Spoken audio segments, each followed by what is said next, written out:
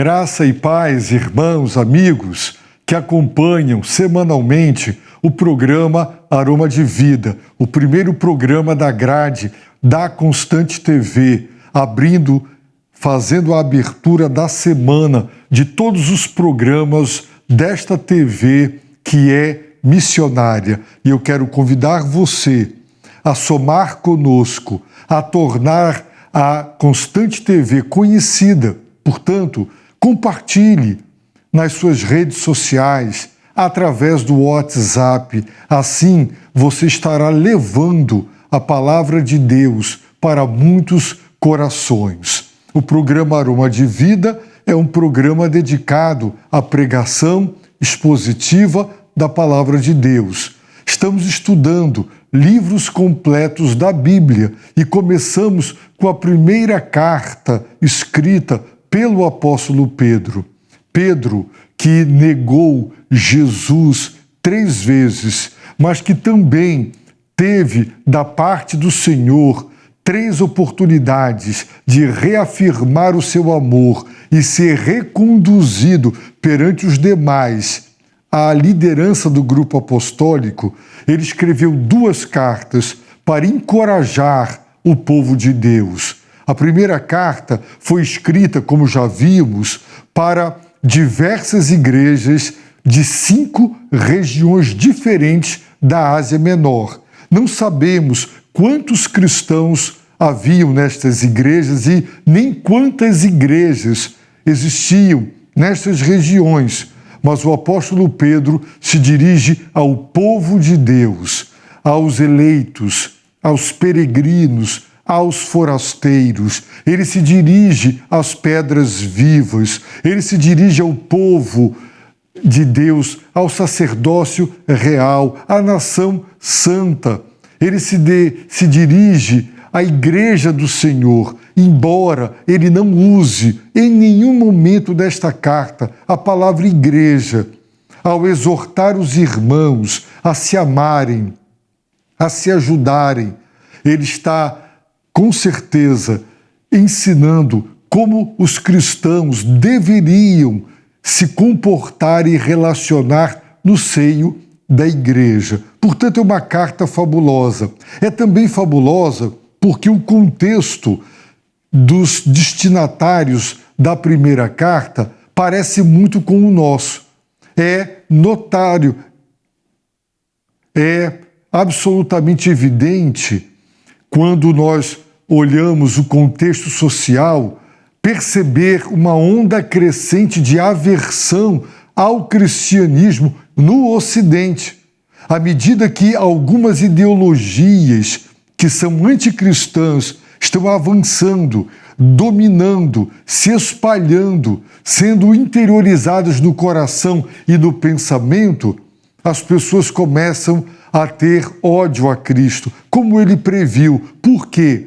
Porque a fé cristã acaba se tornando o último obstáculo para a conquista da mente, dos corações, das pessoas, para afastá-las de Deus e afundá-las nesse domínio satânico e espiritual da sociedade. Portanto, os cristãos para os quais Pedro escreveu estavam amargando a aversão social, e nós hoje também. Então essa carta, por todas essas razões, ela é de uma relevância, é de uma atualidade tremenda para todos nós.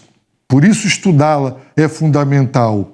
Foram 25 mensagens, verso por verso, no capítulo 1. Agora, nós ainda teremos mais 2 mensagens no capítulo 2 e fecharemos este capítulo. E se Deus assim permitir, entraremos no capítulo 3, no capítulo 4, no capítulo 5 e então concluiremos esta preciosa carta. E eu convido a você que quer estudar em profundidade, quer estudar detalhadamente a carta, estude conosco toda segunda-feira, primeiro programa da grade, programa Aroma de Vida. Nós, até aqui, já estudamos e aprendemos que depois de estabelecer a base, ou seja, Pedro garante-nos que Deus em Cristo nos salva, que a salvação é pela graça, é dádiva, é obra exclusiva do poder e da graça de Deus. Ele então ensina aos salvos como os salvos devem viver, se comportar nas vidas pessoais e particulares, na família, na igreja e também na sociedade. E como se relacionar com as instituições sociais. Já vimos o que ele disse em relação às autoridades humanas, às quais os cristãos devem se sujeitar por amor ao Senhor. Vimos que Pedro, então, se dirige particularmente aos cristãos que eram escravos e que sofriam maus tratos, ensinando-lhes com base no exemplo do nosso amado Redentor. E esse ensinamento sobre como reagir e se comportar numa situação de sofrimento, ele também, embora originalmente dirigido aos escravos, ele é fundamental para nós, porque maridos, esposas, pais, avós, filhos e trabalhadores passam por situações de sofrimento, de opressão, de maus tratos, de exploração e muitas vezes nada podem fazer. E a tentação para quem sofre é pecar. E Pedro, o apóstolo, ele vai nos apresentar, nós veremos isso hoje, baseado no exemplo do nosso amado Redentor, que, embora o sofrimento seja uma forte tentação para pecar, não devemos pecar. Que desafio, que tremendo desafio. Eu confesso que temo e tremo ao pregar este texto da palavra de Deus. Admito que muitas vezes eu mesmo não consegui obedecer o que o apóstolo ensinou com base no exemplo do Senhor. Mas também, quanto mais crescemos e amadurecemos na fé e na vida cristã, quanto mais maduro como cristãos formos, quanto mais fundamentados e enraizados na fé estivermos, mais capazes, pelo poder de Deus, seremos de obedecer e de seguir o exemplo fantástico e maravilhoso do Filho de Deus.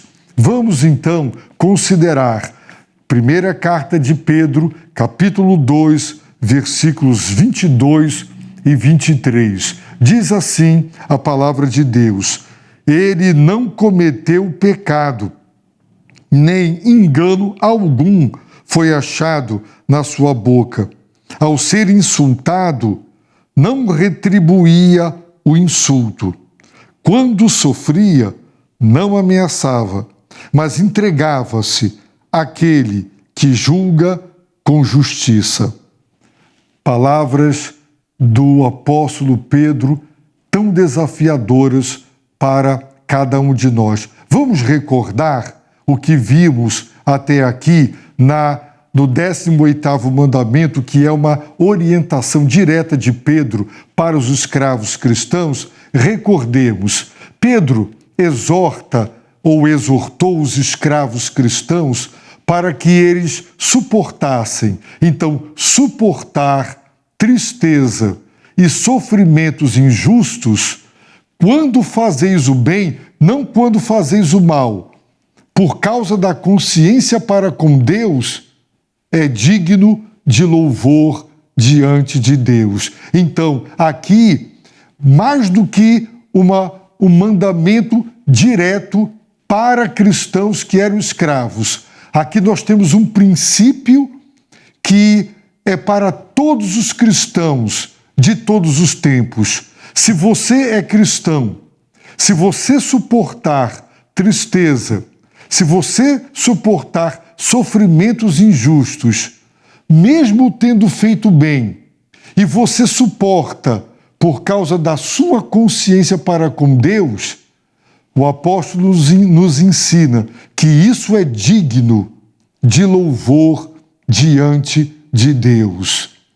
Para Deus, quando um servo seu, uma filha sua, sofre, mesmo fazendo o que é correto, ora, se eu errei, se eu fiz coisas erradas e eu estou sendo punido, chamado a atenção, advertido, bem, não tem mérito em suportar a tristeza e o sofrimento, porque é um sofrimento justo, ok? Mas quando você faz o bem, você age corretamente, mas você sofre, isso, diante de Deus, quando você suporta por causa da sua consciência para com Deus, porque você não quer dar mau testemunho, porque você não quer denegrir a imagem do Evangelho, porque você não quer que o nome do Senhor seja alvo de zombaria, diante de Deus é digno de louvor.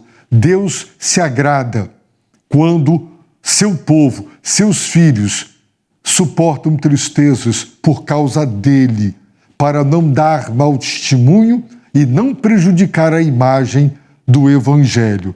Prossigamos recordando. Ele diz, para isso o quê? Suportar tristezas e sofrimento injusto. Para isso fostes chamados. Essa é a nossa vocação. Pedro nos apresentou o Senhor Deus como aquele que chama. O nosso Deus é aquele que toma a iniciativa, é Ele quem chama. E Ele nos chamou para quê? Para suportar tristezas e sofrimentos injustos. Por quê? Fomos chamados para isso, pois Cristo também sofreu por vós. Jesus suportou tristezas, Jesus suportou sofrimento injusto, não porque ele pecou, não porque ele errou. Ele sofreu tudo aquilo por vós. Era o nosso sofrimento, eram os nossos pecados, as nossas culpas e o justo juízo merecido. Mas ele suportou. E ao fazer isso, deixando-vos exemplo para ser seguido. Com que propósito ele deixou o exemplo? Só para exemplificar, ilustrar? Não. Para que sigais os seus passos. Nós devemos seguir as pegadas, a trilha que ele deixou. Ele deixou para trás, indo à nossa frente, o exemplo de suportar tristezas e sofrimento injustos por causa da consciência para com Deus. E os nossos cristãos devemos seguir estas pegadas, estes passos do nosso amado Redentor. Agora, o apóstolo Pedro, ele vai aprofundar. Agora, o apóstolo Pedro, ele vai deixar claro o que ele acabou de dizer, que Cristo também sofreu por vós. Ele sofreu por nós. E que sofrimento foi esse? Se ele sofreu, alguém poderia questionar, então ele errou. E o apóstolo Pedro, então, nos dirá, ele não cometeu pecado, nem engano algum foi achado na sua boca.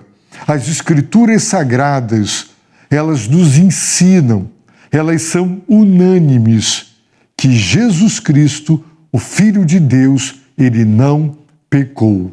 Não foi a impecabilidade do Filho de Deus que somos chamados para imitar. Não foi essa impecabilidade, mas o fato de ter suportado tristezas e sofrimentos injustos no lugar dos que mereciam sofrer. E Pedro diz, ele não cometeu pecado. Todos os seres humanos, com exceção de Adão e Eva antes da queda, e Jesus, todos nasceram pecadores. Lamentavelmente, sabemos que o catolicismo ensina sobre a Imaculada Conceição. Sabemos que o catolicismo ensina que Maria não morreu, subiu aos céus. E agora existe aqueles que querem atribuir redenção, papel redentor. Maria era pecadora, como todos somos, e ela precisava do Salvador. Deus usou Maria para trazer o seu filho ao mundo, mas ela não era sem pecado, ela era pecadora, ela carecia tanto de um Salvador como nós também carecemos. Ele não cometeu pecado, só Jesus era impecável, só ele não transgrediu, nunca jamais ele cometeu pecado. É o testemunho das Escrituras. Sabe por quê?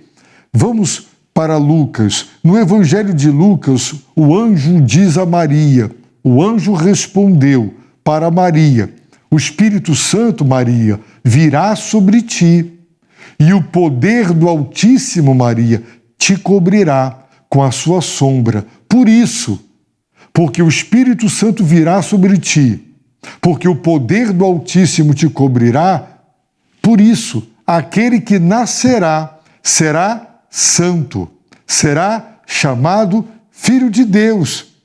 Jesus não recebeu, herança de José. José não teve relações com Maria.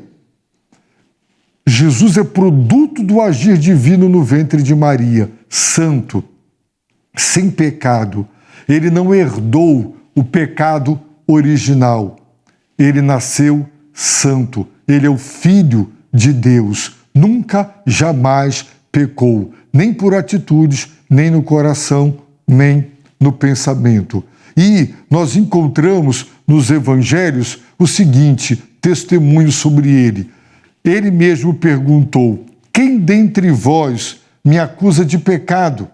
Se digo a verdade, por que não credes em mim? Jesus perguntou isso. Quem pode me acusar de pecado?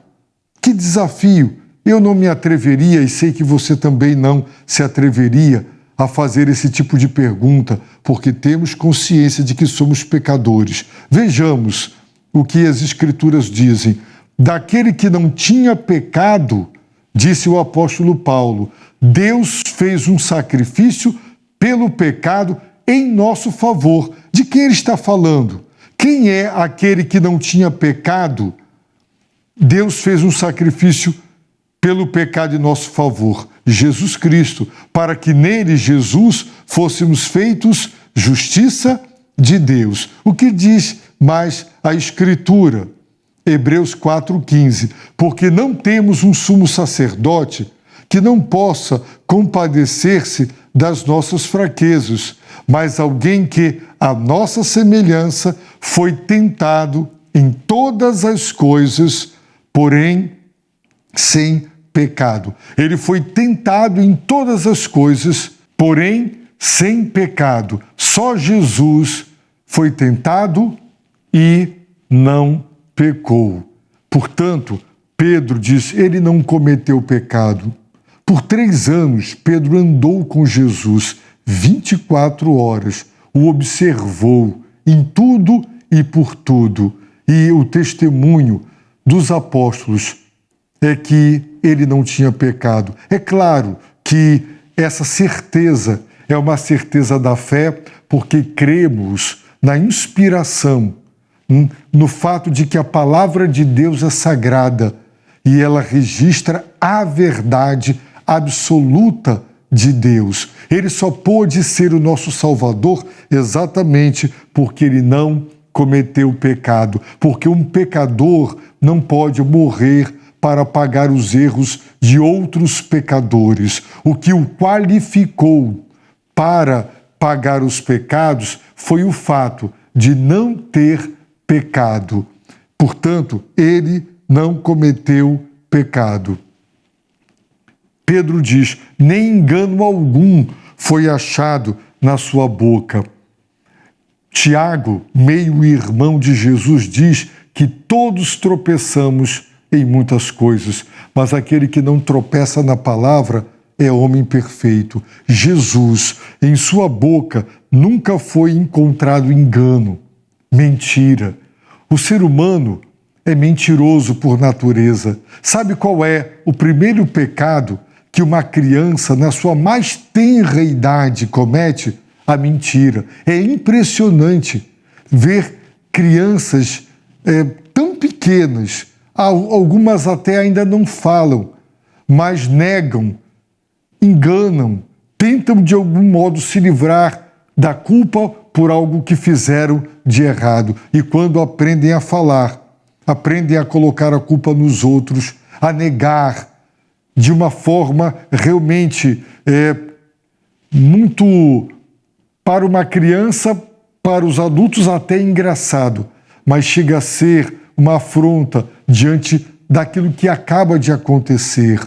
A mentira é uma evidência de quão maligna é a natureza humana. E o ser humano mente muitas vezes ao dia, engana, trapaceia. Nem engano algum foi achado, disse o apóstolo Pedro, na sua boca.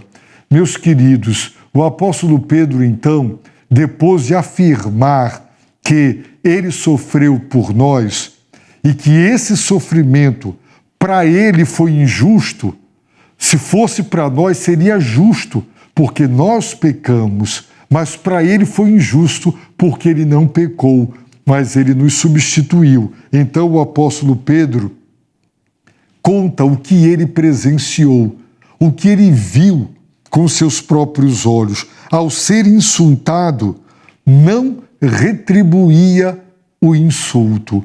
Esta palavra aqui significa insultar, agressões verbais, palavras pesadas, palavras ferinas, venenosas, palavras que feriam, palavras que eram para machucar, para destruir. Sabemos que palavras destroem. Há pessoas adultas que ouviram quando crianças uma palavra e nos cresceram nunca mais, porque foram profundamente feridas em suas almas com aquelas palavras. Jesus, ao ser insultado, não retribuía o insulto. Nós, via de regra, a nossa inclinação natural nos insultou, nos agrediu com palavras, nós imediatamente revidamos e retribuímos o insulto. Jesus não. E aqui fica para nós o exemplo de não retribuir, de não pagar o mal com o mal. E esse é o diferencial da fé cristã. Jesus disse: amar quem nos ama. Os ímpios, os descrentes fazem isso. O cristão, ele é diferente. E onde está a diferença? Exatamente no fato de que ele se destaca por fazer o improvável, o impossível, o que era absolutamente inesperado. O que se espera de alguém quando ele é insultado com palavras? Que ele retribua. Mas Jesus não retribuía o insulto. Eu ganhei do meu filho um livro de presente, O Filho do Ramais, há muitos anos atrás.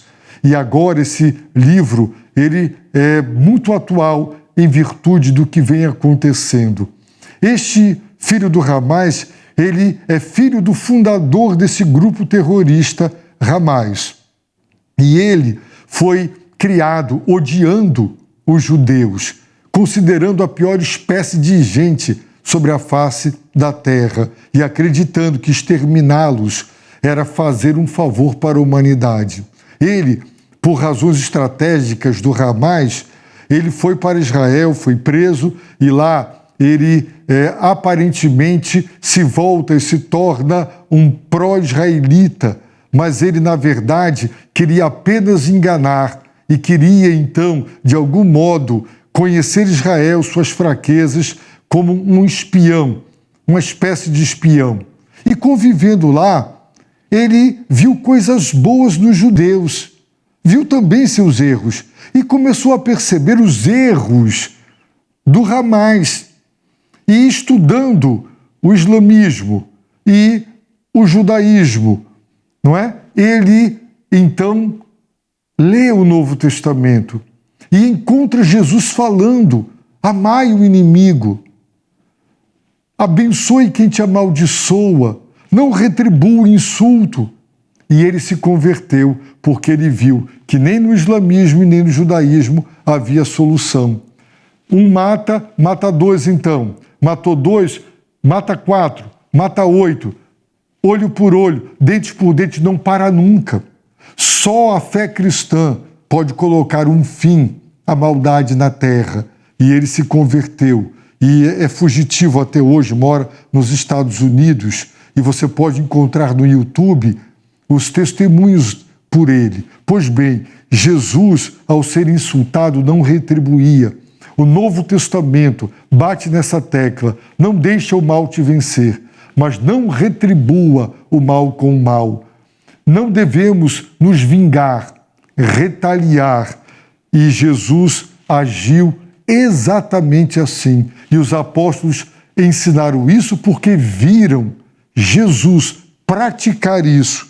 Diz o texto: quando sofria, não ameaçava. Quando você sofre nas mãos de alguém mais forte, você não pode retribuir a violência, mas você pode, com palavras, você pode ameaçar: se eu sair daqui, eu vou acabar com você. E você pode praguejar, amaldiçoar, você pode fazer muitas ameaças para que aquela pessoa, de algum modo, tema o que pode lhe acontecer. E a Bíblia diz que quando sofria, não ameaçava os que o maltratavam. Mas sabe o que ele fazia? Entregava-se àquele que julga com justiça. Jesus se entregava a Deus. Quem é Deus? Aquele que julga com justiça. Deus julga e ele julga com justiça. Dizer que Deus julga significa dizer que não haverá qualquer impunidade nesse universo. Se nós prestaremos contas, disse Jesus, de cada palavra frívola que pronunciarmos, então haverá um juízo. Nesta carta, Pedro diz: ande com temor durante o tempo da vossa peregrinação, porque aquele que vocês invocam como Pai também é juiz, que julga a cada um segundo as suas obras. Deus julga a cada um de acordo com o que cada um faz, sem discriminação de pessoas. E Jesus, diante dos insultos, diante das ameaças, dos maus tratos, ele não retribuía, ele não odiava. Na cruz ele foi tentado a odiar os que o maltratavam. E se ele tivesse odiado, ele teria pecado. O segundo Adão teria caído. Ele não pecou. Em sua boca não foi encontrado engano. E Deus julga. E sabendo a plena certeza que Jesus tinha de que todo mal, toda injustiça, um dia será julgado por Deus e receberá a retribuição divina, ele não retaliava, ele se entregava ao justo juiz, aquele que julga com justiça. O julgamento de Deus é com justiça. Por isso, quanto mais o cristão amadurece na sua fé, quanto mais certeza ele tem de que Deus é o justo juiz, de que ele julga e que toda maldade será por Deus retribuída, ele não se vinga, ele não retalia, ele sabe, ele tem a certeza da fé de que aquele mal que ele está sofrendo, ele será retribuído por Deus. Então, quanto mais você cresce na fé, quanto mais você tem certeza do novo céu e da nova terra, quanto mais você tem certeza de que haverá um juízo final e de que Deus julgará com justiça, você conseguirá não retribuir, não revidar, não retaliar e não se vingar. Mas quanto menos você crê, quanto menos certeza você tem, então você quer aqui e agora ver justiça feita. Você não se conforma. Você quer, de algum modo, odiar. Os escravos cristãos estavam sendo tentados a odiar os seus senhores que os maltratavam, como uma esposa, como um marido que é tentado a odiar, se vingar do cônjuge que maltrata, dos pais que maltratam os filhos, filhos que maltratam os pais, os avós. Quando nós sofremos, a nossa inclinação natural é nos vingar, é ameaçar. Mas ser cristão é um tremendo desafio. E quanto mais amadurecermos, crescermos na fé e tivermos a certeza, quem não crê não tem certeza do que virá. Por isso ele quer aqui e agora que justiça seja feita. Mas sabemos que muitas coisas, muitos maus tratos e muitas injustiças não receberão aqui e agora a retribuição. Mas nós não andamos pelo que vemos, andamos e vivemos pela fé. Cremos na palavra de Deus, que nos assegura que todos serão julgados segundo suas obras, sem discriminação de pessoas, e que receberão do justo juiz o devido castigo, a retribuição.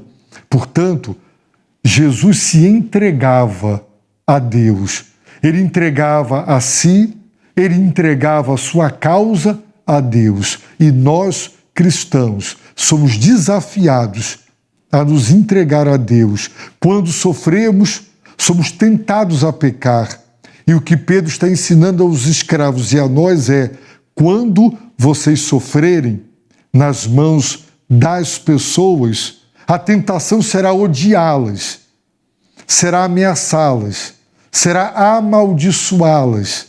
A tentação será se revoltar contra o próprio Deus. Senhor, eu nada fiz para merecer isso. Eu só fiz o bem. Estou recebendo o mal. E muita gente enfraquece na fé porque diz: Deus não está me vendo. Deus não está sendo justo comigo.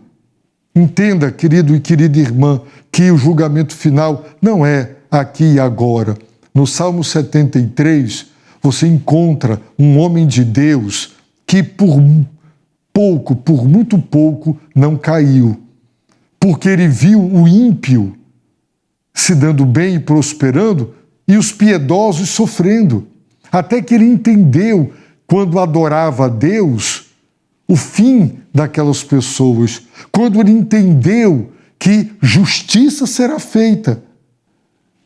Gostaríamos que fosse feita aqui e agora, mas nesse mundo caído não será assim, mas Deus julgará. Então entregue-se àquele que julga com justiça. Não caia na tentação de odiar quem lhe maltrata e de se vingar. É um desafio tremendo e nós conseguiremos progressivamente essa maturidade quanto mais crermos que somos só peregrinos e forasteiros, que haverá o novo céu e a nova terra e haverá juízo final e Deus fará justiça.